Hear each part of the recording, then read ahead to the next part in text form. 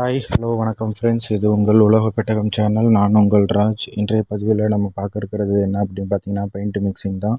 So அதுக்கு முன்னாடி நம்மளுடைய சேனலை சப்ஸ்கிரைப் பண்ணாதவங்க சப்ஸ்கிரைப் பண்ணிக்கோங்க, லைக் பண்ணுங்கள், ஷேர் பண்ணுங்கள், மறக்காமல் பெல் பட்டனை ப்ரெஸ் பண்ணுங்கள். வாங்க இன்றைய பதிவுக்குள்ளே போகலாம்.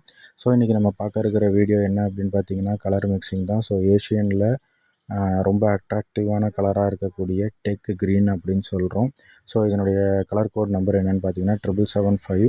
இது வந்து கிட்டத்தட்ட ஒரு கிளி பச்சை கலரில் இருக்கும். ஸோ இது வந்து இப்போ ரொம்ப எல்லாருமே லைக் பண்ணி எடுக்கிறாங்க. ஸோ இதை வந்து இன்டீரியரில் ஹாலில் அடிக்கிறாங்க.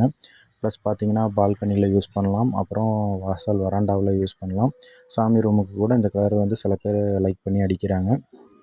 ஸோ இதனுடைய கலர் மிக்சிங் தான் நம்ம வந்து இன்றைக்கி பார்க்க போகிறோம்.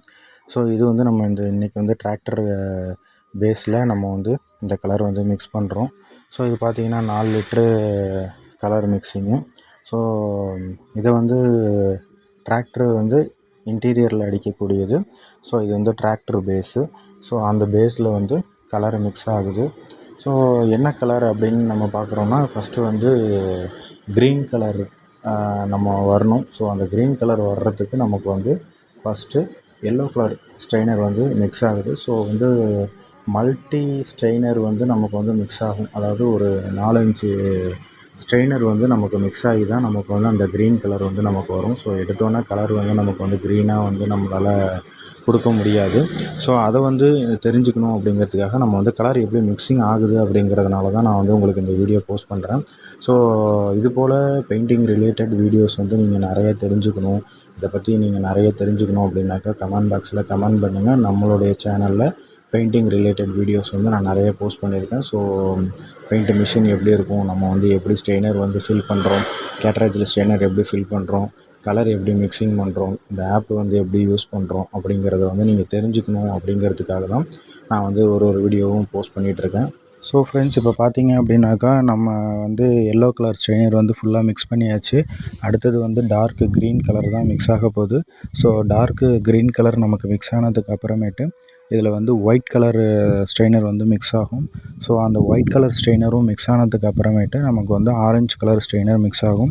ஸோ இது போல் ஸ்ட்ரெயினர்ஸ் வந்து நமக்கு வந்து பேஸ் கூட மிக்ஸ் ஆகும்போது தான் நமக்கு வந்து இந்த மாதிரி அட்ராக்டிவ் கலர்ஸ்லாம் கிடைக்கிது. ஸோ இது போல் ஏஷியன்ஸில் வந்து கிட்டத்தட்ட 2500க்கும் மேற்பட்ட கலர்ஸ் இருக்குது. ஸோ பார்த்தீங்க அப்படின்னாக்கா மிஷினில் வந்து 16 வகையான ஸ்ட்ரெயினர் இருக்கும். இந்த 16 வகையான கலர்ஸும் தான் நமக்கு வந்து பேஸ் கலர்ஸு. ஸோ இந்த 16 வகையான கலர்ஸும் வந்து ஒரு குறிப்பிட்ட ரேஷியோவில் பேஸ் பெயிண்ட்டோட நமக்கு வந்து மிக்ஸ் ஆகும்போது கிட்டத்தட்ட 2500க்கும் மேற்பட்ட கலர்ஸ் வந்து நமக்கு வந்து கிடைக்கும்.